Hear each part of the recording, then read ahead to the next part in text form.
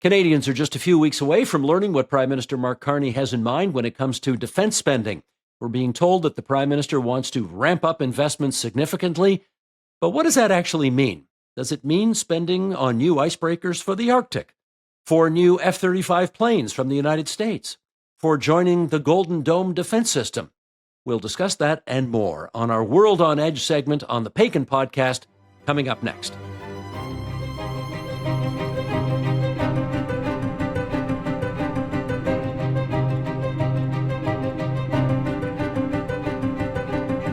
Happy to be welcoming back Janice Stein from the Munk School of Global Affairs and Public Policy, and our special guest this week, Wesley Warks. He's a senior fellow at the Center for International Governance Innovation, CIGI, and a fellow at the Balsillie School of International Affairs. And I got to say, he writes a very good Substack column. It's called Wesley Warks National Security and Intelligence Newsletter. And we're taping this on Thanksgiving Monday. So let me start by wishing both of you a very happy Thanksgiving. And I want to offer thanks for you two being available today to talk foreign affairs. Wes, let's start with this. You're also professor emeritus at the University of Toronto, which I did not mention off the top, so I'll mention it here. Did you ever bump into Janice on campus or teach any courses with her or anything like that? All the time, both on campus and occasionally in the media as well. Did you two ever strenuously disagree on anything? Mm-mm. Not that I can recall. My favorite moment is, whenever things were difficult, you could always count on Janice rubbing your back. That's the moment I always treasure. Janice, he treasures the moment. Do you recall that? Well, it's part of my general friendliness, right, Steve? I see. Well, if you two didn't disagree on campus very much, let me see if I can provoke some today, because it would spice up our discussion a bit if I could find some points of departure among the two of you. And as I suggested off the top, we got a federal budget coming up in a few weeks, and we've been told there's going to be significantly more money for defense spending. So let's just explore what that could mean. Do you think it means, Wes, start us off, do you think it could mean the purchase of those F-35 fighter jets, many more of them from the United States, which at the moment we are sort of doubtful about?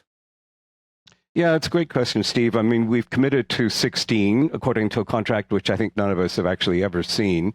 The entire purchase is meant to be 88 of these F-35s. It's a huge purchase. It's actually more than the Harper government originally envisaged for Canada in terms of our defense needs. They're very expensive planes. They're very complex planes. They're planes that our own Air Force is, just very delirious almost to have. My view is that they're not by any means the best option for Canada, and I hope we can find a way to kind of mix and match an air fleet of the kind that we really need. I've written about the alternative to the F-35s, which is the Saab fighter jet. Originally, I thought, there's no chance that Canada was going to buy this, but the more that I dug into its kind of specs and its role and capabilities, the more convinced I am that actually the Saab fighter is the best option for Canada. Janice, maybe you could touch on the political angle here as well, because in a way, if we go for the purchasing dozens and dozens of these F-35s from the U.S., does it look like we're rewarding despicable behavior from the White House by doing so? No, I don't think we're going to do that, in all honesty. Let me go out on a limb here. And it's aside from how you characterize Donald Trump's behavior to us, Steve, I think there's an issue in Canada that worries that in the event that this relationship stays tense over time, those F-35s are wholly dependent on software updates. All advanced weaponry today is computers that are dressed up with additional clothes, and it just depends what clothes you put on it. And it's not inconceivable in a fit of pique for Donald Trump to get really furious by something we did do or he thought we were doing, that the updates could be slowed or even withheld. And that is a serious conversation inside, as Wesley knows. So I don't think we're going to do that. I think beyond, and our Minister of Industry was in Sweden. So I think, Wesley is hot on the trail of something that's being actively considered. But I think let's talk for a minute about the other part of the defense budget, which is a real commitment without direction yet on revitalizing Canada's defense industrial strategy, right? The Prime Minister cares about that because he sees that as a key economic lever for an economy that is so slow and frankly so lagging in productivity and that's a serious issue. So this is, just to be clear, this is about getting up over 2% of gross domestic product spent on defense, which Canada has committed to do as being a member of NATO, but never have. Yeah, but there's a real trap here. And this is going to provoke you both. There's a real trap here. In order to meet that 2% quickly, you buy big, clunky capital equipment that could be obsolete by the time it comes on board. And you meet your 2%, but you've wasted the opportunity to get serious economic benefit. In an age where drones are increasingly shaping the battlefield, and we see it all over the world, maybe less if we pull back on some of that F-35 spending, which I really hope we do, we invest that money in domestic production of drones, which we have the capacity, and we have companies in this, in this country that could grow. It's just slower, so we might get to that 2% or beyond the 2%. Because 2% we're going to get to, but we might get beyond that 2% more slowly, and it would be, from my perspective, a much better use of defense dollars. Wesley, what do you think? Yeah, I think Janice is really onto something here. I mean, the government is committed to reaching the 2% figure at the end of this fiscal year, and the way they say they're going to do that is through increasing, spending on the armed forces in terms of salaries and infrastructure, and some investments in the Arctic as well. All of that's absolutely necessary. If you look at the average salary of a serving member of the armed forces, it's frankly disgraceful, and it's no wonder that young Canadians don't really regard this as a suitable career. So I can see us getting to 2% even without, buying the big expensive pieces of military hardware, just in the interim. But down the road, we've of course committed to 5%, which includes a 3.5% GDP spending on defense for really kind of defense related, directly related spending, and then 1.5% for so-called infrastructure related to defense. How that'll all work out over the next 10 years remains to be seen. But I think the key for Canada is actually to build a high-tech military. And that's going to include some very expensive hardware, and it's going to include a lot more very inexpensive, what is often called in the defense field, as Janice knows, attributable systems. Systems that you don't care whether you fire and lose, like drones. You don't care if they're long-standing nature in terms of their operational capacity. Drones, in the air, on the ground, as we're seeing the Ukrainians use, at sea, of course, undersea. These are going to be an important part of a military revolution to come. We often tend to focus on the very high-end, expensive stuff, and we buy most of that from the United States. And that's going to have to be the big culture change in terms of rebuilding our armed forces. Make it high-tech, make us much less dependent on the United States, build as much of it as we can in Canada. And we don't necessarily need to build all the hardware for these, smaller, high-tech systems, as long as we can build the innards, the software, the computing capacity, the sensors. We have, the ability to do that. We just have never done it. We've never kind of invested in that kind of sector. So I think that's the future. But, I think the big question, Steve, to be honest, is we can imagine a new kind of armed forces, and it's desperately needed. I think we can find the defense capacity, industrial capacity in Canada to begin to do that. The question is, are Canadians going to support it? And there, I think the government has a big job on its hands to really convince Canadians that spending massive amounts of money on the armed forces is necessary. I agree it is, but I think the question of convincing Canadians about that is a big question. Janice, again, a little follow-up here with a bit of a political question, which is when that cabinet minister went to Sweden to check out the Saab planes, the first thing that went through my mind is, I wonder if this is for real or if this is performative, just to show the Americans, we have options here. What do you think? No, I think it's for real in the sense that there is real reservation about the 88 F-35s. That's real. That's real. It's a huge amount of money, and you make yourself hostage, frankly. So I think that's for real.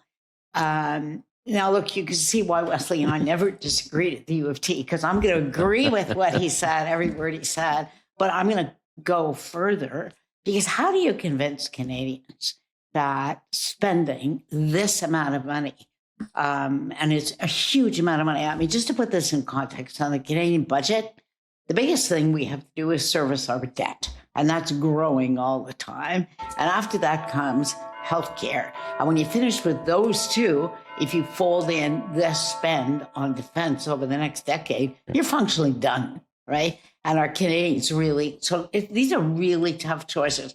Are Canadians really up for this? Well, Canadians will be up for it, one, if we continue to worry as actively about the United States as we do now.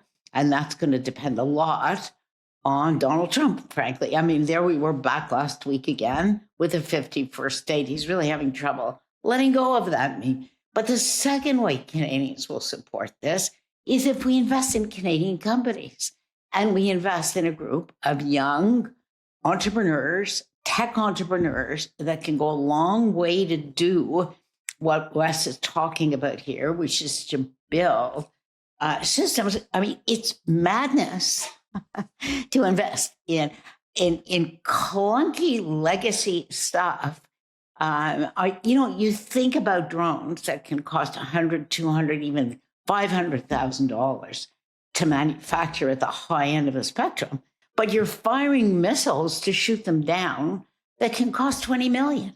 That's the space we're in right now. That's the math. As long as you brought up that Oval Office visit by Mark Carney, his second one last week, Wesley, let me follow up with you on this. I think this is just my suspicion. I think Canadians are sick to death of hearing Donald Trump talking about annexing us as a 51st state. Right. I don't think it's funny anymore. Not that it ever was, no. and people are tired of it. But if you were sitting down with Mark Carney to brief him on, let's say, his next interaction with someone in the American administration, Wesley, would you go so far as to say, look, if we hear any more of this 51st state BS, you can forget about us cooperating on defense, on Arctic security, on anything. We've had it. You can't do that anymore. Would you play that card? I'm not sure I would just now, Steve, to be honest. I mean, we're in a very tricky phase in terms of our economic relations with the United States. I think everybody understands the nature of Donald Trump in terms of his psychology. Probably the last smart piece of advice would be to say, give him an ultimatum, either behave or we're going to, pull up our stake in the North American kind of economic and defense and security relationship. But I do think you're absolutely right. The Canadians are fed up with this. I suspect that Mark Carney and other cabinet ministers are fed up with it. It was interesting to see the body language of the cabinet ministers who were sitting as props in the White House. Dominic LeBlanc is always capable in these sessions, but the other two ministers, Melanie Joly and Anita Anand, didn't look very, very happy as I read it. And I think these are difficult encounters. I would say two things about Trump's language about annexation, quite apart from the fact that it's so objectionable to Canadians. One is that, look, he really believes it. He thinks this is an inevitability, an organic development, and he's going to keep saying it over and over again, and we're going to have to keep pushing back, not in terms of ultimatum, but kind of explaining the realities to Donald Trump and those around him. And so, and the other thing I think is when there are future meetings that are televised, at least, there has to be a stronger defense of Canada, I think, that the Prime Minister is prepared to give, and less kind of nodding and bonhomie and joviality. I just, that's the Keir Starmer way. I don't think it's what Canadians want from a Prime Minister who we voted into office, frankly, because there was this promise that he would stand up to Donald Trump. And I think we're seeing I think the balance in terms of the behavior and the body language and the kind of nodding agreement that you saw at the White House, including on the so-called Golden Dome, I just think is a mistake. Yeah, let's get to the Golden Dome in a second. But Janice, let me get you to reflect on that as well. I mean, there's a lot of sort of pictures of Trump and Carney, thumbs up and looking very I guess the word is collegial, but it might be a little bit more than that. Elbows up clearly was an election campaign slogan. It doesn't appear to be the philosophy underpinning the negotiations these days. Talk about what Wesley just referenced and whether you're on side with that. I'm on side, but more so. You mentioned that it's Thanksgiving Monday, and I just watched Donald Trump's speech in the Knesset and the overwhelming flattery that Donald Trump received before that speech and lapped it up. I mean, this is the way leaders all over the world are dealing with him, from Zelensky to Keir Starmer, who does this, nonstop, to Stube in Finland.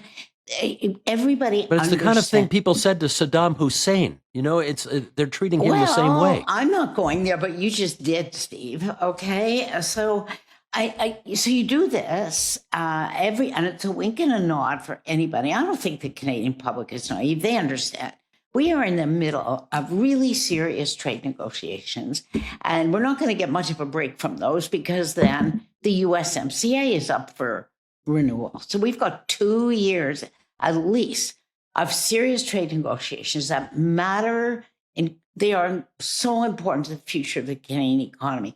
And now, for the first time, wrapped into this is security and defense. It's part of the bigger package, because, believe it or not, the United States needs us to defend North America. It's something we don't talk about often enough. It's part of the price of admission that we just have to accept a few 51st state jokes along the way? Yeah, big deal. I get it. We all know it's a joke. We all know it's a joke. We laugh. Okay. I think what matters, in terms of how the Prime Minister persuades Canadians, and first of all, he says it over and over, we're in a changed world.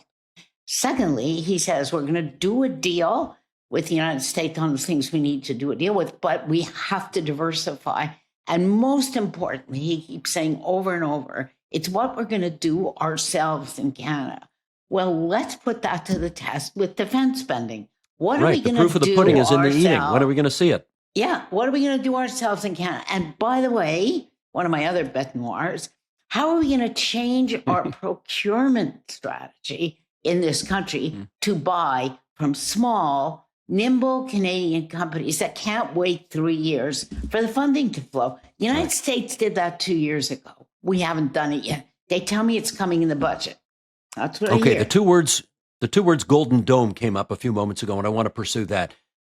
Wesley, maybe you could start by telling us your understanding of what Golden Dome is and whether we should be part of it. Steve, it's hard to know exactly what it is, because I don't think anybody really knows, even in the United States, even in the Pentagon. It was originally called, and this was part of Project 2025, you may recall, was part of Trump's election campaign.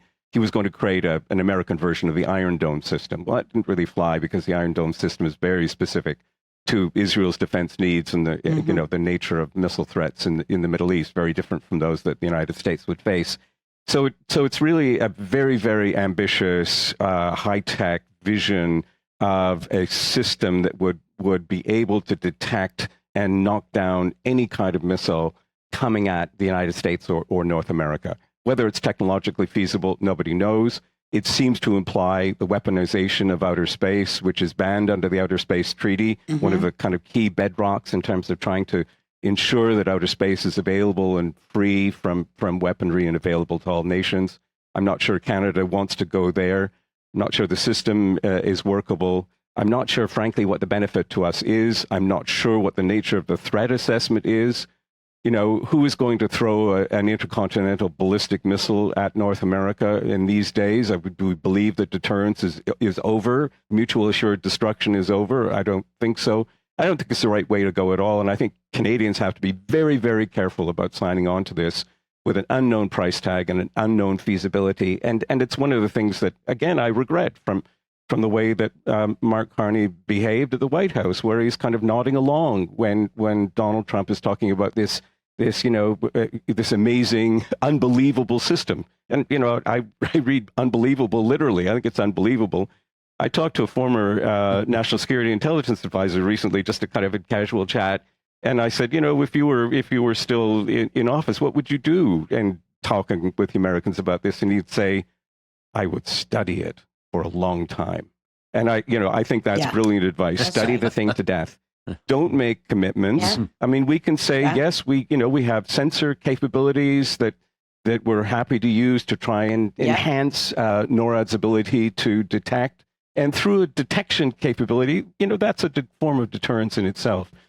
But ponying up whatever Trump might demand in terms of our commitment to Golden Dome system, I think is sheer madness when we have many, many other defense needs. Janice. Look, we don't know what Golden Dome is. To the extent that we know what it is, the technology's not there yet, right? And there are no analogies. That's absolutely right. But let's talk about the downside of staying out of the study phase of this. And there's an issue here. So at an earlier period in the 90s, as you know, under the Chrétien-Martin administration, we said no. We said absolute no to ballistic missile defense. Ballistic missile defense. Missile defense, that's right. So what happened in a sense on the ground? The United States took that away, took it out of NORAD, created another structure, and we don't have a voice in that structure. So they weakened NORAD, created an alternative decision-making structure. Frankly, we're not at the table. That's not a really great outcome for us. You want to pay the price to be at that table, though? Well, so let's study it. Let's say, oh, this is really interesting. This is a new age. This is missiles. Oh, we really want to be a part of this. Let's study this. Let's understand and let's see. Because, Canadians, as Wesley just said, we're really good at satellite to sensor communication. We're very strong in space. We have lots of good assets. We have great companies in this country who do this, by the way. Oh, let's assemble a group. Let's create a group of private sector and Wesley Warks and others in this and really do some serious work on this. And I think we probably should do that anyway, rather than deal ourselves out right now and shut ourselves out of a future decision-making structure.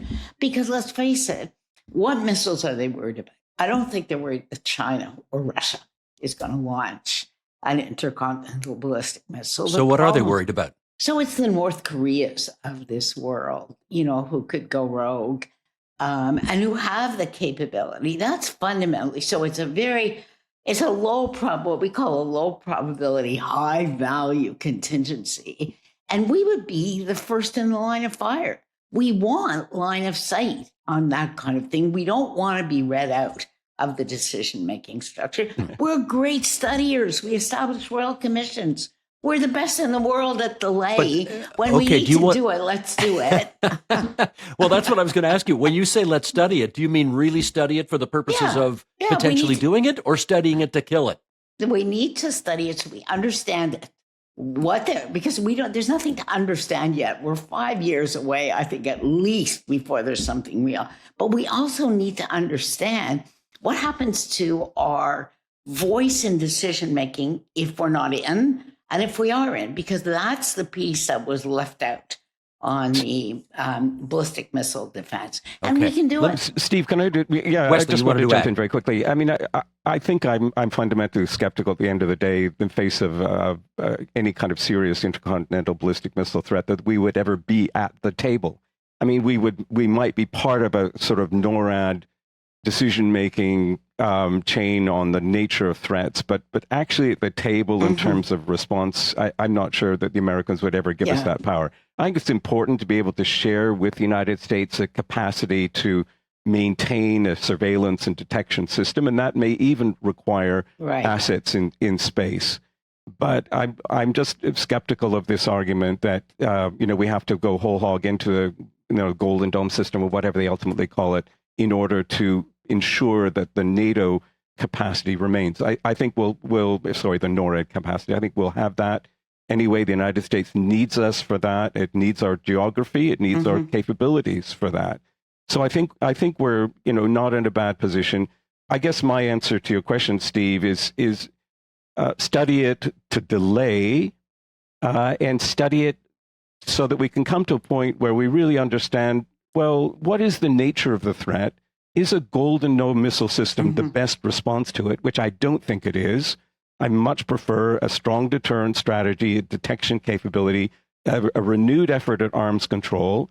And we've been worrying about a North Korean missile threat for how long? I think their capabilities, frankly, are limited. Their capabilities are certainly not honest. They're very limited. Iran is kind of off the table for now. And I think Janice is right that we can hold a Russian and a Chinese threat in check in terms of our own capabilities. So I'm not sure the threat is there that really justifies a Golden Dome system. All right. Let me just put one more on the table here. What is the price of getting a deal on trade? Is you have to join Golden Dome, because we could come down to that, frankly. That's a tough call then, isn't it? That's a very tough call, because if you look at the future of our economy, the growth rates and how much benefit we still get out of our relationship with the United States, even now. All right. So that's why I'm saying study it and don't say no until we understand not only what the Golden Dome can offer, but where we are over the next 2 years in these critical negotiations. I should just say, I don't know which one of you is doing this from Parliament Hill, but those bells in the background sound absolutely glorious. That's lovely. That was me. That's my grandmother clock. I could get up and turn it off if you want me to. No, it sounds nice. I get the feeling that we're actually doing this in the heart of our democracy on Parliament Hill when I hear those bells going. Okay, let me put one more issue on the table here, and that is I want both of you to start looking north, way north. Yeah. Canada talks a really good game about how sovereign we are when it comes to having control of the northern passages of this country, right up to where we sort of become neighbors with Russia. But as we count down to this first budget, I'm wondering whether we're actually intending to put any money behind what our lofty claims are about sovereignty. Are we thinking about icebreakers? Are we thinking about submarines? Are we thinking about, I don't know what else? Wesley, tell us. So I think we're definitely thinking about all that. The most recent defense strategy that was released last April 2024, really pivoted very, very strongly to the defense of the Arctic and the maintenance of Arctic security. But, here's the challenge for Canada, Steve, and I think it's a twofold challenge. One is that the real threat to the Arctic is not a military threat, it's climate change. And if we're going to spend a lot on the defense of the Arctic and Arctic sovereignty, that really means spending a lot to ensure that Arctic communities can survive climate change. It's a kind of quasi-military goal, but not directly a military goal. And so that's why the government talks a lot about sort of dual-use infrastructure, building roads, telecommunication systems, airports, enhancing harbors. That is all very expensive work in the Arctic, and there can be a very significant economic payoff. Lots of projects, underway and in the minds of people about trying to build a sort of northern gateway to the Arctic Ocean to ship critical minerals out of Canada's north, for example. That could be a very exciting project. It's on the list of next major projects to come, perhaps, by the government. But, this is the challenge. Defending the Arctic is defending the Arctic against not the Russians, not the Chinese. It's against climate change.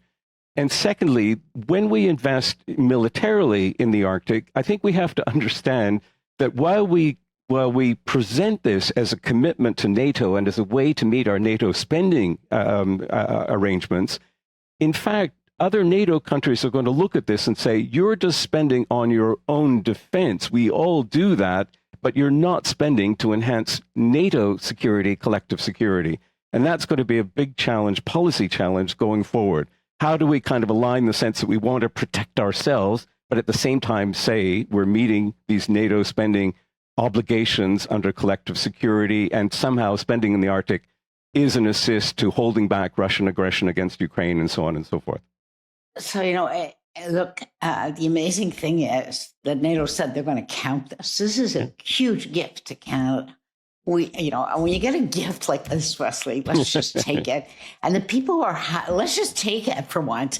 And the people who are happy about that are the Nordics, because they are actually really worried about Russian defense spending in the Russian Arctic, which the last numbers I saw is between 10 and 15 times what the rest of us are spending in the Arctic. And they're building military infrastructure. And so the Nordics really want us to spend. And so it's an elegant solution to get us to the place where we need to go on NATO defense spending, because they're going to count. But just to take the argument one step further, I was in a heated debate where I came down on one side of this. Well, when Trump really gets exercised and keeps talking about annexing Canada, what is Canada going to do when the United States, I'm sure you've heard this, Wesley, because it's circulating everywhere. What's Canada going to do when the United States sends a warship through the Northwest Passage and or a submarine? Yeah. What do we plan to do? Well, yeah. What's the answer to Canadians when that happens? Now, I don't take that seriously, but there is inside the Department of Defense right now, as there should be in any, I'm not critical, they need to develop scenarios and military planning for a contingency like that, which I don't think is any meaningful prelude to annexation. That's where I said this is frankly horse with a 4-letter word after it, but it's hugely embarrassing to any government of Canada of any stripe where that. But Janice, isn't the answer to your question nothing? If that happened, we would do nothing. We'd make a phone call, but we really couldn't do anything. I don't, yeah, but part of the problem is, and I think we all know this, we don't have really good domain awareness in the Arctic yet. We don't know enough about what's under our beneath the ice in our Arctic. We don't know what's on the water at times. We do better on land. We don't know what's sometimes in space that is circulating over our Arctic. And so we don't have full situational awareness. That's an embarrassing place for this country to be, frankly. And so I think there is room for considerable spending to improve our domain awareness across all 6 domains, really, because cyber is a domain 2 here, 6 domains over the Arctic, which will help us get to where we need to go on our defense spending, but will improve what we Canadians know about what's going on in our Arctic. Wesley, as you consider your response to that, can I just put to you what the Prime Minister's office press release after the meeting between Carney and Trump, this is what they put out. They said the leaders, quote, discussed opportunities to cooperate in defense and focused on their shared efforts to bolster Arctic security. Yeah. Are these, in fact, shared efforts? And what do we read into that? Yeah, I also saw that and was puzzled by it, Steve, and wondered about it. We both have interests, of course, in Arctic security. I think they're different, potentially competing, potentially confrontational.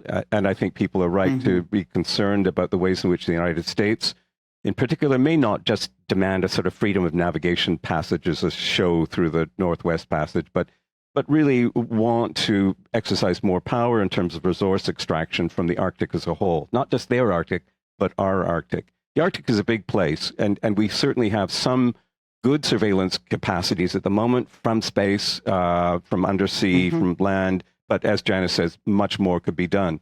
Come back to your particular question, Steve. If, the Americans have been sailing nuclear submarines through the Arctic Ocean since the 1950s. And all we've ever really asked quietly is that they let us know when they do that. And my understanding is that they still do. Hopefully they'll continue.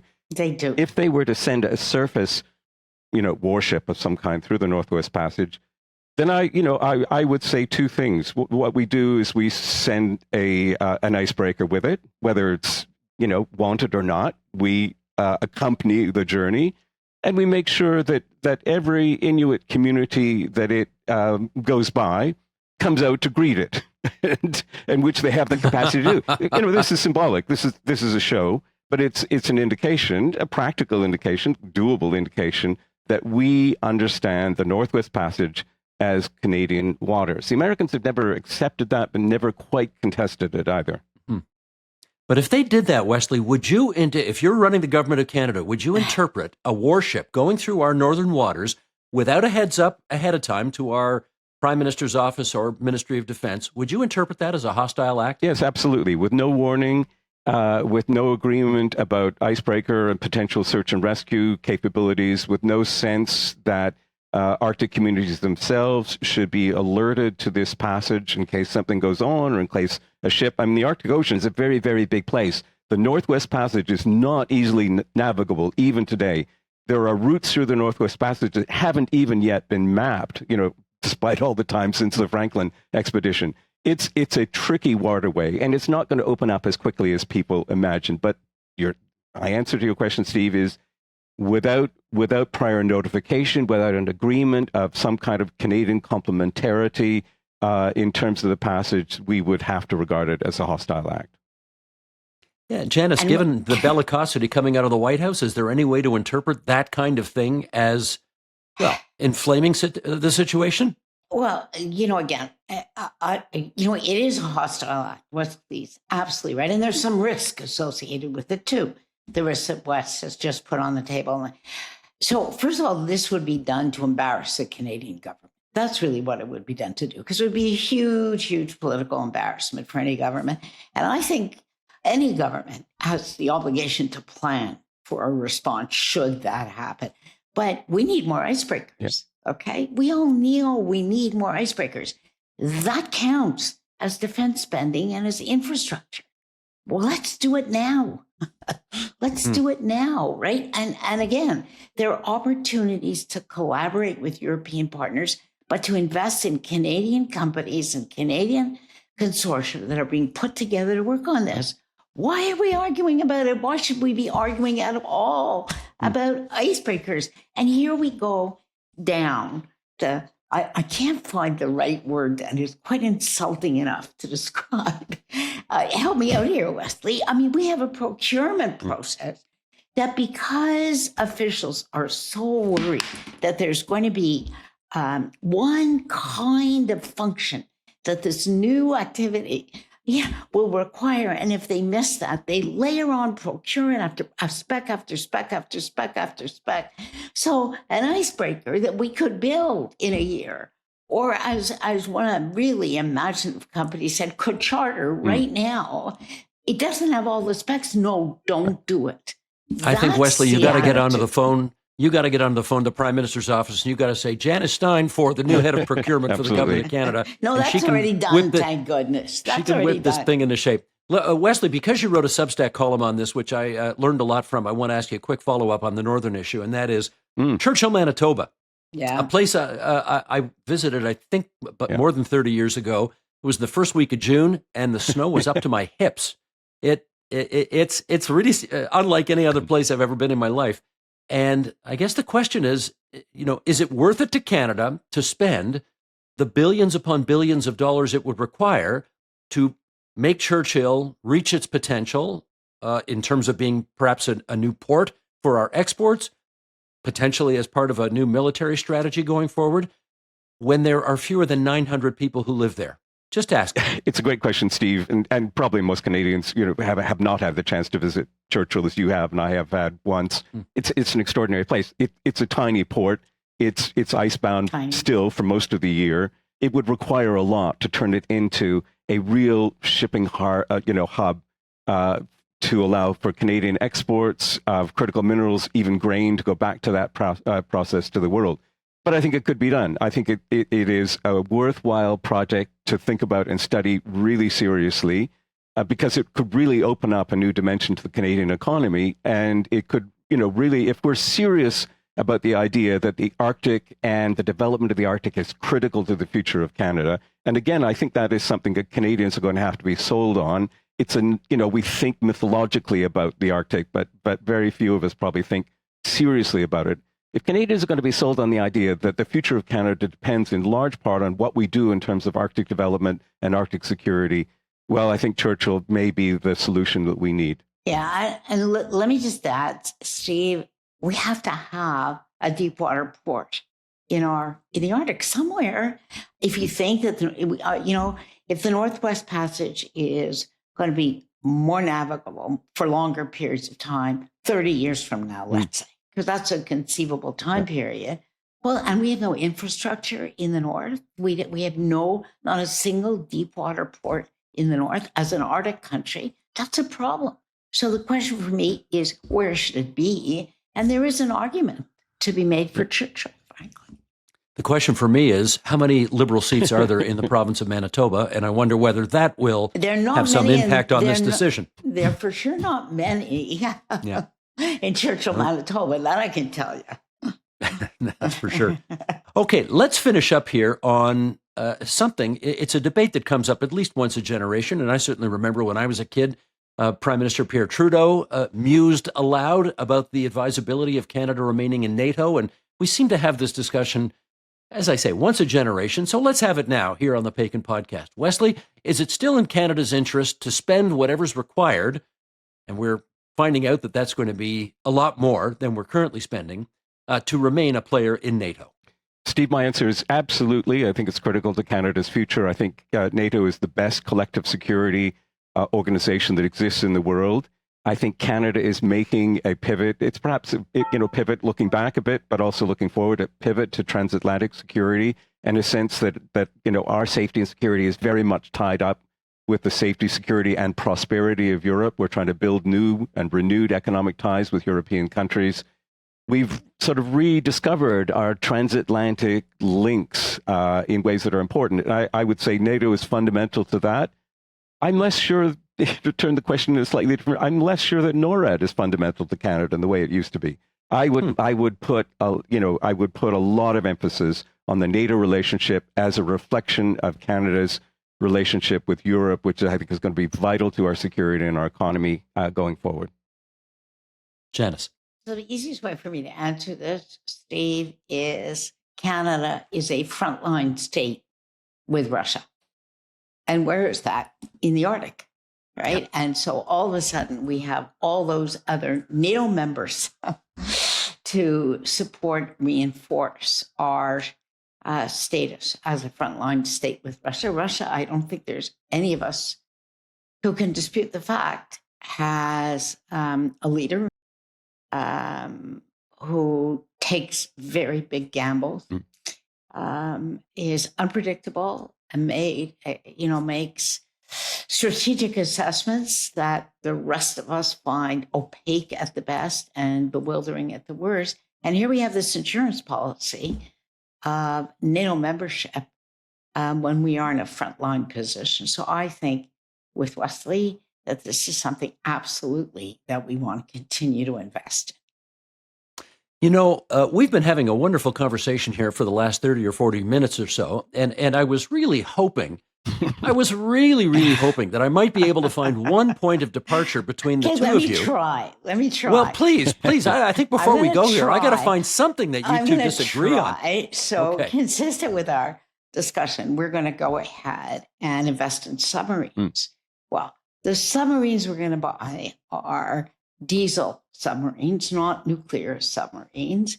And these diesel submarines can stay under the ice for 2.5 weeks at a time before they have to resurface.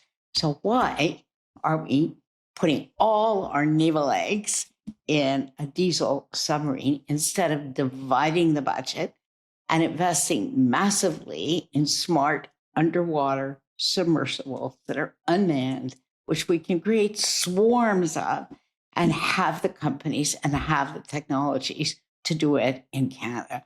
I have made an absolutely a nuisance of myself making that argument at all, because the budget probably firms up that commitment to buy 12 of these diesel submarines. And where are we buying them from?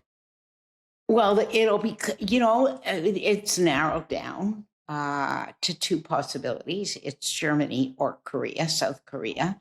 Oh. And there'll be a whole discussion of industrial benefits. But compare that, and the first few will not be smart, and there are ways where we can imagine that as the contract goes on, we can do more and more. But there is an alternative path here.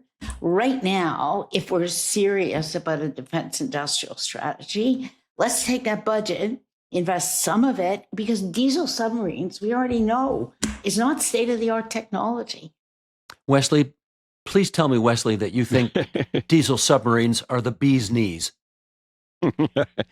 You know, I'm going to try and disagree with Janice on this, Steve. And I would say, you know, I think we need the submarines. I think it's a long-term project. It's going to be decades before we have a full fleet of 12. They're going to be divided between East and West coasts, as we typically do. Yeah. So it's going to be a small fleet, really trying to guard the access and egress points on both coasts, as well as provide, again, a commitment to transatlantic security. And one of the roles that these submarines will, I think, find themselves playing is in dealing with various hybrid warfare threats, including, you know, ocean floor, transatlantic cables for communications, for energy, which we will ultimately ourselves have, of course, in the Arctic. So I think we need them, but it's a long-term project. But absolutely, we should be it's part of the whole drone story. We should be investing in undersea drones, in surface drones, and we can do that quickly. That's the thing we should be doing now, and it's not that costly. We should be doing that now while we invest long-term in submarines, which I think continue to have a role. And they're very, I mean, we say diesel electric sounds like World War II or World War I or something. These are very sophisticated platforms that have real capabilities that I think Canada needs. Yeah, well, I wouldn't exactly call that no, this is not a robust disagreement. I was going to say, this is not a Carney-Poilievre disagreement here. This is a fairly modest disagreement where I'm actually finding a lot of overlap in your concentric circles. Prolong this conversation for just 1 minute, because and Wesley has done work on this period that's really interesting. Because, we did have state-of-the-art submarines in the 50s, 60s, when we knew exactly which submarines were running up our coast. And what did we do when we found a submarine running up our coastline? We never fired at one of them.